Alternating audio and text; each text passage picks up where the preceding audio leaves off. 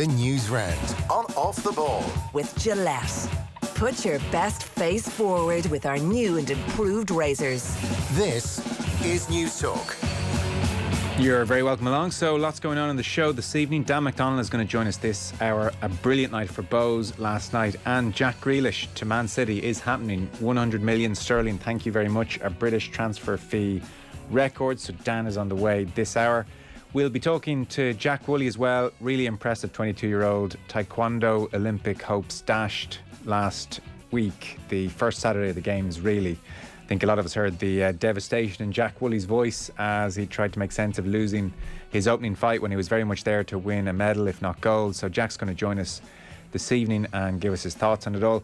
We'll be talking basketball later on as well. The remarkable story of Giannis Antetokounmpo with Miran Fader. And then Wednesday Night Rugby, Matt Williams and Rory O'Connor on the way after 8 o'clock. 53106 is the text number. We are at Off the Ball on Twitter. Richie McCormack, good evening. How are you, Joe? And Will O'Callaghan, hello to you. Joe, Richie, how are you getting on? We're all very good. So Giannis on the way. Remarkable story. I think most people fairly au fait with Giannis and his exploits in the NBA. He is Greek, I suppose, born in Greece to Nigerian parents, but they had no official status, and therefore he had no official status for a very, very long time. They love him now, don't you worry, but for a very long time, until he was about 18, he had no papers, and he was plucked somehow on the basis of some scouts seen some video footage. I mean, he hadn't come through the collegiate system, and he went over to the Milwaukee Bucks, and they were a lowly, small-time franchise, and suddenly they are this year NBA champions in the last couple of weeks, and Giannis is very much the man.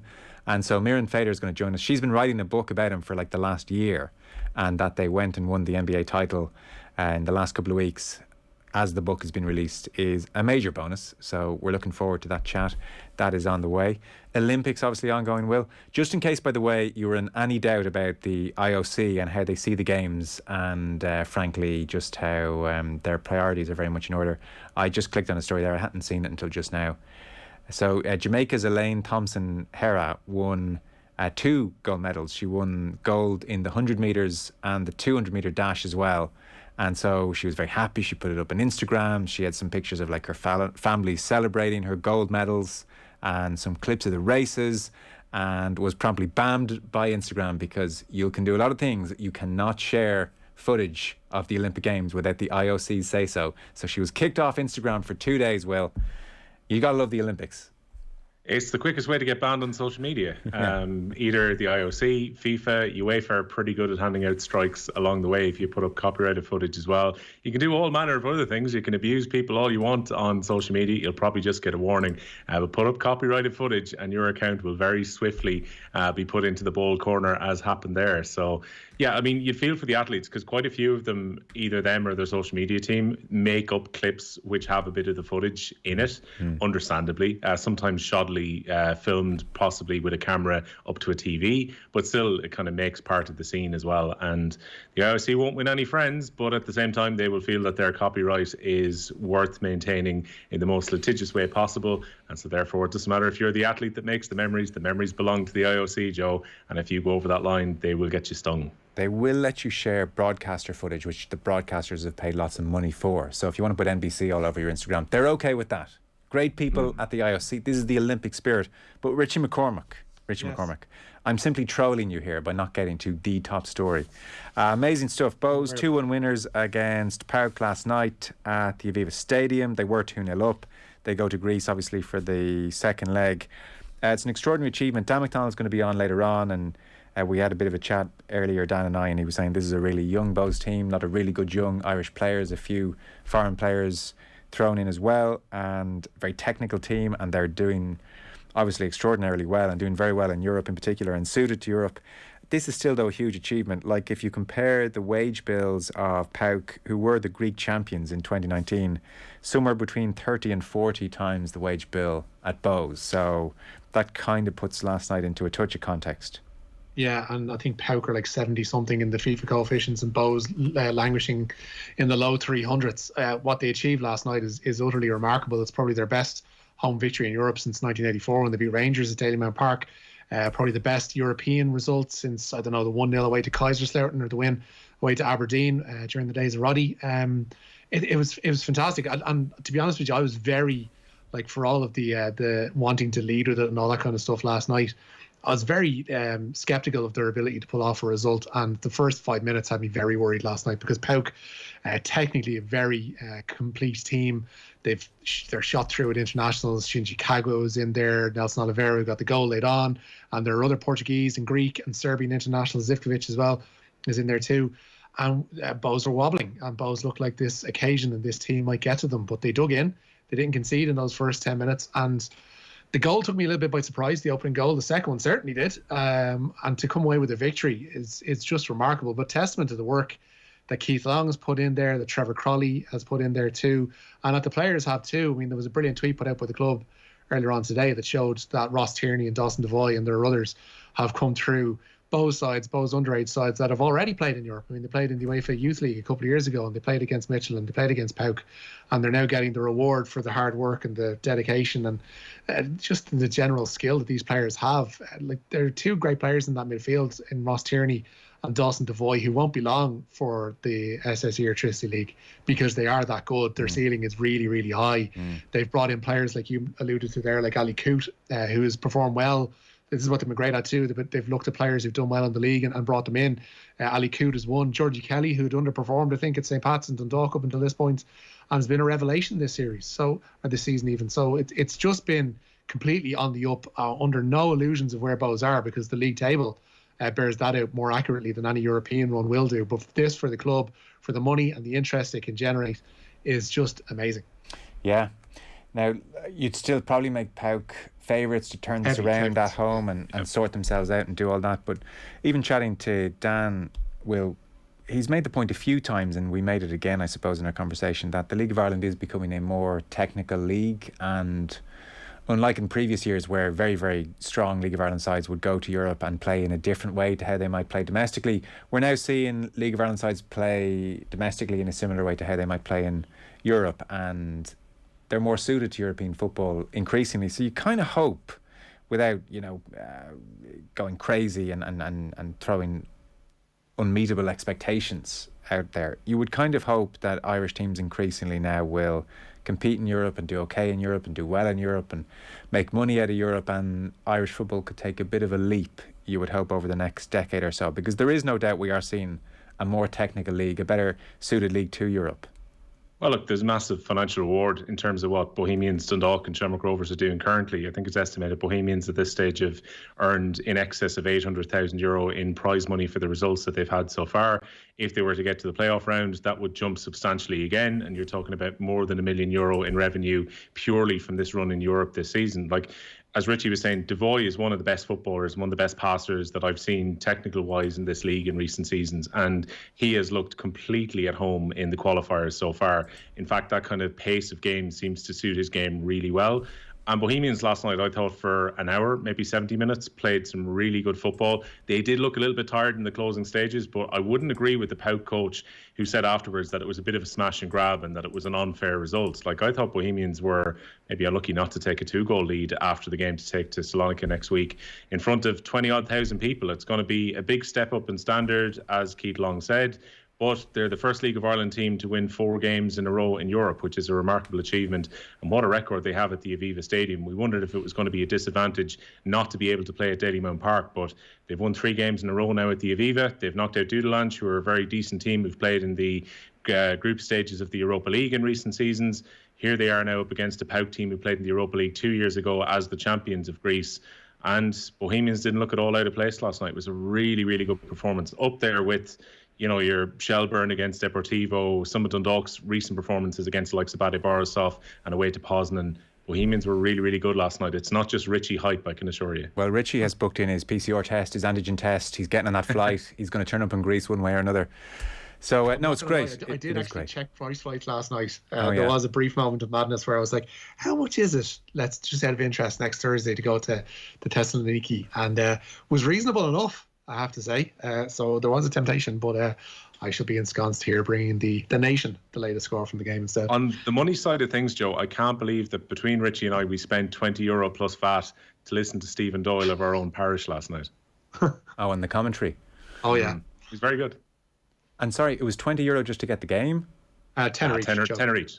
Tenner each. Sorry, to get the game. So it didn't come as part of the ongoing package that was online for a time. No, it's a separate LOI TV presentation. So there are plenty of arguments, and I saw people making them today about the fact that these games should be on TV. Yeah. I would say the broadcasters, when you see how well the Irish clubs have done so far, and maybe Dundalk and Shamrock Rovers can do well over the next 24 hours too, they'll really regret it if these teams get to within a sniff of the Conference League. Say if one or two of the teams was to get to the next round and they were to draw a particularly big European team, it'd be probably big regret by the broadcasters at that point. Yeah, true. I did see Stephen Doyle walking around in a three-piece suit with a pep in his step earlier. So look, times are good. Times are good for Irish football.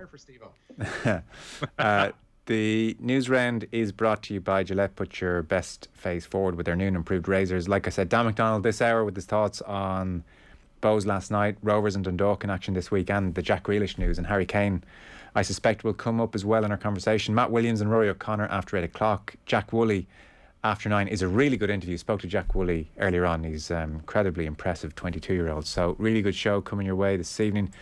We will start with the Olympics then, Rich. A more low-key day today, was it?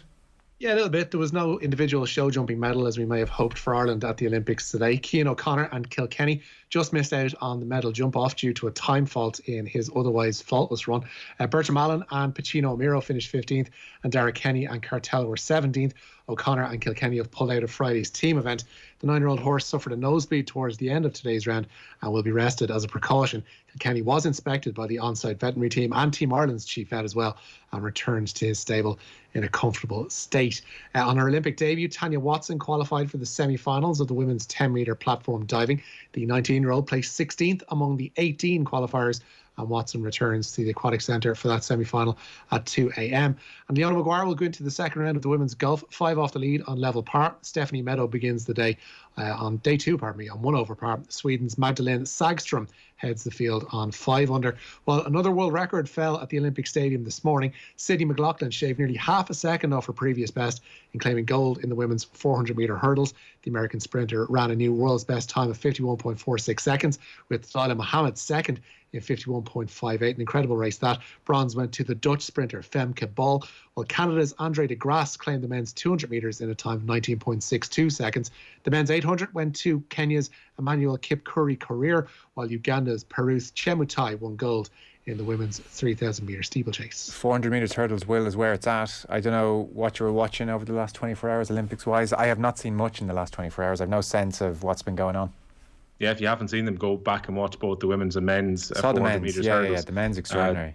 The men's, you're talking about like a smash record by Warholm yesterday. He was in fantastic form going to the Olympics anyway, where his own world record had been set just about a month ago in Oslo before he travelled to Tokyo. But again, like, you had the two American athletes fighting it out in the 400 metres women's final. And Sonia Sullivan's take on TV was that what McLaughlin did was actually probably more impressive than what we saw in the men's final, given that she absolutely obliterated the field. Like, it's very clear this is a fast track because we've looked at the records over the last few days and the fact that they're consistently being broken, and that in some cases personal bests and world records and finals are not enough even to medal, such has been the speed of some of the races. That is going to naturally, I would say, lead to some cynicism about the lack of testing that's been taking place in a COVID-19 year leading into these games. But the times have just been remarkably quick. We've had some really good finals on the track so far. I've tried to vary my watching up, Joe, to be honest. I've had a focus because I've been working on the morning shift on watching the Irish athletes, and I was glued to the show jumping earlier. Like, unfortunately for Cian O'Connor in particular, he's 400ths of a second away from going for a jump off for a medal, where it would have been a 6-way jump off, and you never know what would have happened at that point. It actually went on pretty lengthy afterwards. Derek Kenny was particularly frustrated because he started really well after going around second fastest yesterday. But the minute he knocked defence, he knew that there were no room for error really in that final today. To get to the jump off, he had to go around without a fault and also inside the time. And you could almost see his head drop once he managed to tumble over a fence. And we had high hopes about winning medals there. Like the rock climbing, which I think we spoke about before, it took place, got underway yesterday. It's been everything you could have dreamed of. And aside from that, I think I'm probably going to be glued to the golf over the next couple of days to see how Leona Maguire and Stephanie Meadow get on, because after day one, that leaderboard is pretty much stacked. And even the fact that they're at level par and 1 over respectively, they're definitely not out of contention for a medal. That's a hell of a statement. The rock climbing is everything you could have dreamed of. Do you want to explain what that means? Joe, you have to watch this. Like, did you watch Gladiators as a child or a teenager, firstly? Yeah. Right, okay. You remember the on my first whistle, on my second whistle, they used to have an actual rock climbing section which they had to take part in, which was literally like a vertical wall where you would have to, two people start at the same time and you have to get to the buzzer at the top. First person up wins. That's exactly what the first day of the rock climbing was. It's almost like the X Games coming into the Olympics, and we've had that with skateboarding and a few other different things, but the rock climbing is engrossing, I promise you. I swear to God, there, as you said on my first whistle, on my second whistle, I could taste the Quinsworth pizza and oven chips that were a Molloy staple on a Saturday night. Oh God, I remember those people. Great times. Oh, they're like cardboard. Your mum would like, no, you can make it yourself, and you do it up and you wrap it in the cling film, and I guess it tasted nice at the time. That was the Saturday night tradition. Great times. Great times. Jumpers for goalposts. Jumpers for goalposts. So you're bringing us some Keith Long then from last night, Rich? Yeah, Bohemians will take a 1-goal lead into Greece next week in the UEFA Conference League. Goal in either half from Ali Coote.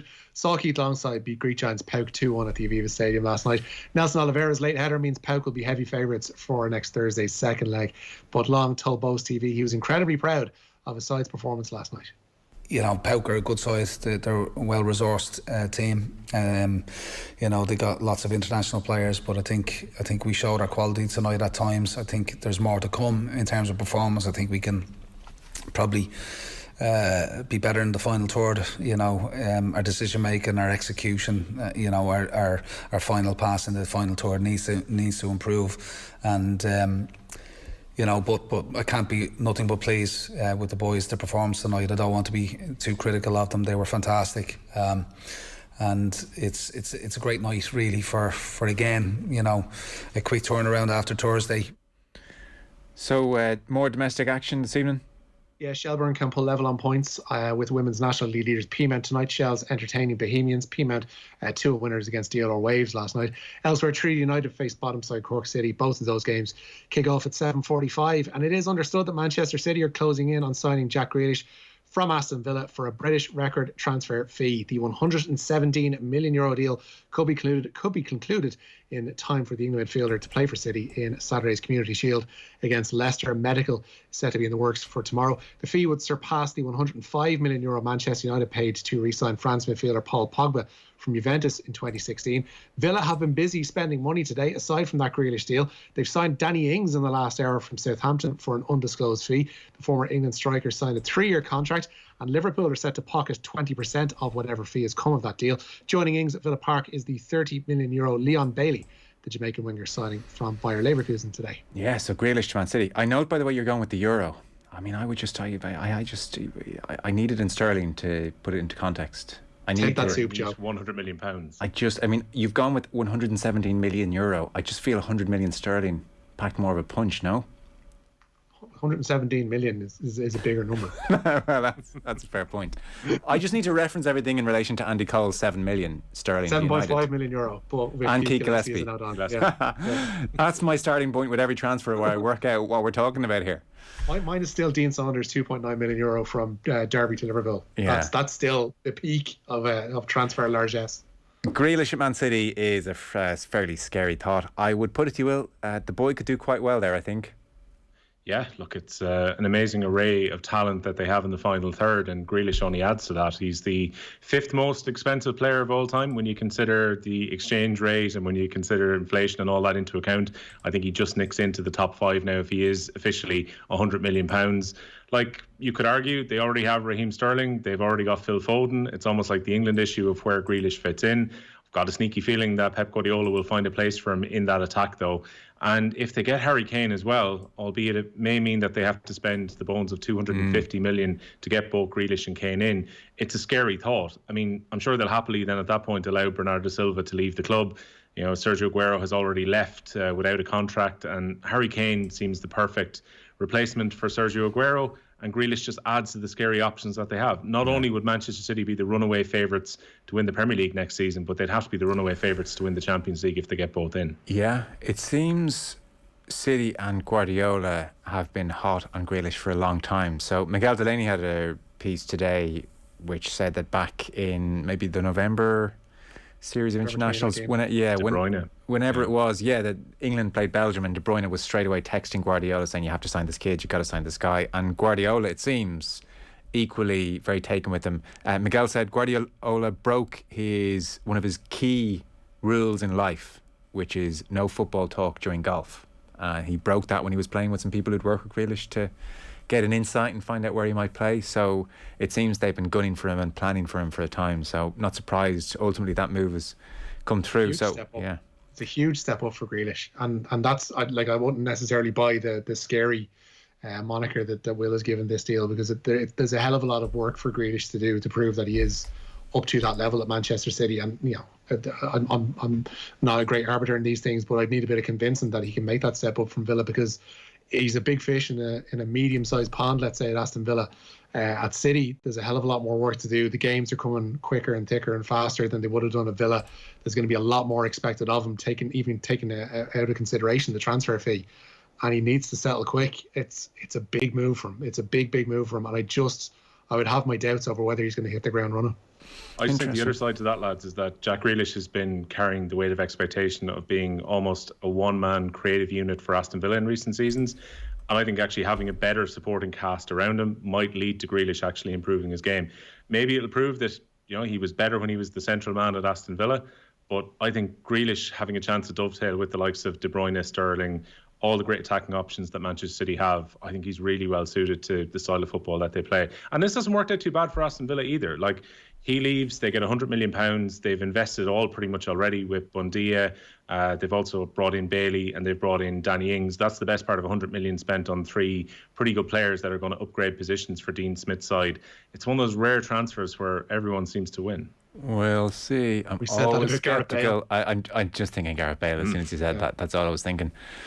So Fred has texted in straight away. I mean, he's talking about rugby. We hadn't even mentioned rugby. He says the Lions rugby tour, he wants to get this off his chest, has made it clear rugby as a sport prioritises conservatism and brutishness over risk-taking, creativity and flair. We need real changes and a reassertion of the ref's authority and fallibility, and an acceptance of this. The violence requires definitive ethical boundaries. Fred, hell of a text. I'll put that to Matt Williams in some shape or form after 8. Pat was watching the show jumping. Personally, I hate these sports where halfway through the competitor is screwed. Show jumpers were done as soon as they messed up. At least in football, if you concede early, you have a chance to come back. More football, less show jumping is what I say, says Pat. No hurling tonight, lads. ? Disappointing, to be honest. Yes, sorry, it's just busy as hell. There's so much going on. So we're going to get to the hurling tomorrow. Full semi-final preview coming your way tomorrow, listener. Noel Connors is booked for starters, and there'll be another guest, TBC. And I know Tommy Welch will be a big part of the weekend coverage as well. Frank says this Bohs stuff's going to be very anticlimactic when they get stuffed in the second leg. Come on, Rovers, tomorrow. Good man, Frank. And then in Gladiators, Dave wonders from Wexford, did the contestants not get chased by the Gladiator and had to hang on to win a point if they were caught, or had to reach the top on the wall climbing? They were chased first to the top, wasn't it? Yeah, the Gladiator would start after them, and they had to get to the top before the Gladiator. Yeah, so it was like Charlene from Liverpool, you will go on my first whistle. Wolf, you will go on my second whistle. And then up the wall, Wolf would go. God, again, the Quinsworth pizza. It's coming on strong. There's a Pavlov's dog effect there, which is powerful. And then Pete asked the key question: did they store the samples taken during all the Gladiators series for retrospective testing? They did, yeah. Can you imagine? Fellas, we are out of time. Apologies. Will, thank you very much. Cheers, lads. Richie, thank you. We are talking to Dan McDonnell next. The News Round on Off the Ball. With Gillette. Put your best face forward with our new and improved razors.